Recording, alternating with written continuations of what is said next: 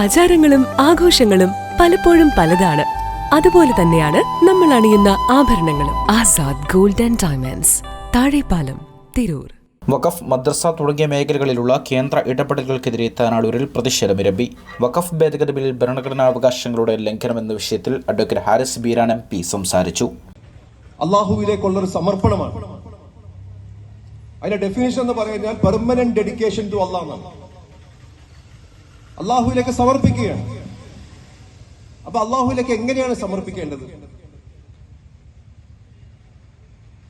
നമ്മളിപ്പോ ഇസ്ലാമിക നിയമം നോക്കുമ്പോ പരിശുദ്ധ ഖുർആനും ഹദീസും അല്ലാനുമാണ് അതിന്റെ നമ്മളെ ആധികാരികമായിട്ട് എടുക്കുന്നത്.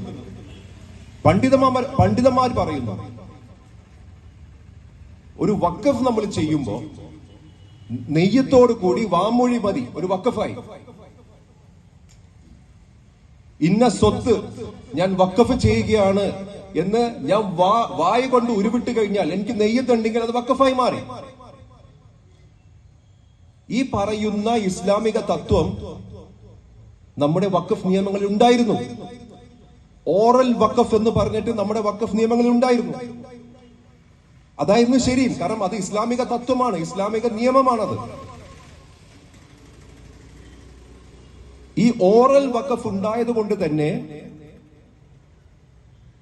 നമ്മുടെ നിയമത്തിൽ വഖഫ് ബൈ യൂസർ എന്ന് പറയുന്ന ഒരു നിയമം കൂടി ഉണ്ടായിരുന്നു. വഖഫ് ഭേദഗതി ബിൽ മുസ്ലിം വിഷയമായിട്ടല്ല ഭരണഘടനാ വിഷയമായിട്ടാണ് ചർച്ച ചെയ്യപ്പെടേണ്ടതെന്ന് അഡ്വക്കേറ്റ് ഹാരിസ് ബീരാൻ MP താനാളൂരിൽ മുസ്ലിം കോർഡിനേഷൻ കമ്മിറ്റി വഖഫും മദ്രസയും നന്മയാണ് എന്ന ശീർഷകത്തിൽ സംഘടിപ്പിച്ച പ്രതിഷേധ സംഗമം ഉദ്ഘാടനം ചെയ്യുകയായിരുന്നു അദ്ദേഹം. കേന്ദ്ര സർക്കാരിൻ്റെയും ബാലാവകാശ കമ്മീഷന്റെയും ഇടപെടലുകൾക്കെതിരെ പ്രതിഷേധ സൂചകമായി ധാരാളം പേർ ചടങ്ങിൽ പങ്കെടുത്തു. ഭരണഘടന പൗരന് ഉറപ്പു നൽകുന്ന മൗലികാവകാശങ്ങളായ തുല്യത, മതസ്വാതന്ത്ര്യം തുടങ്ങിയ അവകാശങ്ങളുടെ ലംഘനമാണ് 2024 വഖഫ് ഭേദഗതി നിയമമെന്നും ഹാരിസ് ബീരാൻ അഭിപ്രായപ്പെട്ടു. സംസ്ഥാന വഖഫ് ബോർഡുകളുടെ അധികാരങ്ങൾ ഇല്ലാതാക്കി ഫെഡറൽ സംവിധാനങ്ങളെ വെല്ലുവിളിക്കുകയാണ് കേന്ദ്ര സർക്കാർ വഖഫ് ഭേദഗതി ബില്ലിലൂടെ നിർവഹിക്കുന്നത്. കേന്ദ്ര സർക്കാരിലേക്ക് വഖഫിൻ്റെ അധികാരങ്ങൾ കേന്ദ്രീകരിക്കപ്പെടും. വഖഫിലൂടെ കോർപ്പറേറ്റ് താൽപ്പര്യങ്ങൾ സംരക്ഷിക്കാനാണ് കേന്ദ്ര നീക്കം. വഖഫിൻ്റെ ഉടമസ്ഥാവകാശം അന്യായക്കാർക്ക് നിർണ്ണയിക്കാനുള്ള അധികാരം ശുപാർശ ചെയ്യുന്ന വങ്കത്വമാണ് നിർദ്ദിഷ്ട ഭേദഗതി ബില്ല്.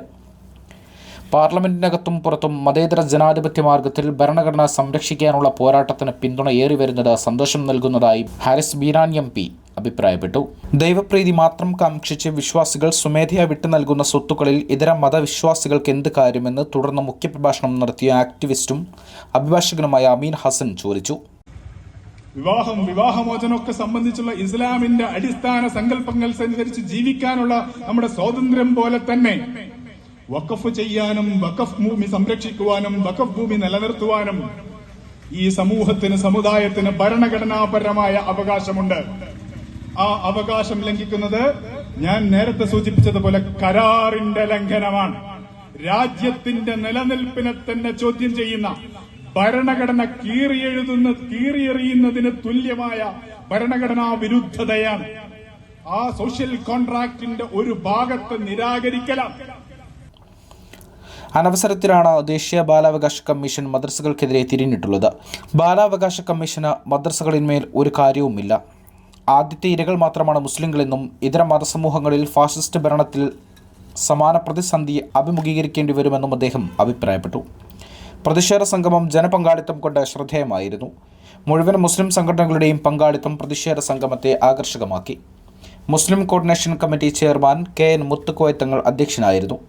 വഹ്ബി ഷമീർ ഖിറാഅത്ത് നടത്തി. TPM മുഹ്സി ബാബു, തൊട്ടങ്ങൽ ഉസ്മാൻ ഹാജി, KNS തങ്ങൾ, CK Muhammad Kutty Haji, Ubaidulla Tanalur, KM Hameed Moolakkal, M Abdurahman master, KC Firoz Babu, KT Nooruddeen, K Kunhippokker തുടങ്ങിയവർ ചടങ്ങിൽ സംസാരിച്ചു. News desk 20 TV.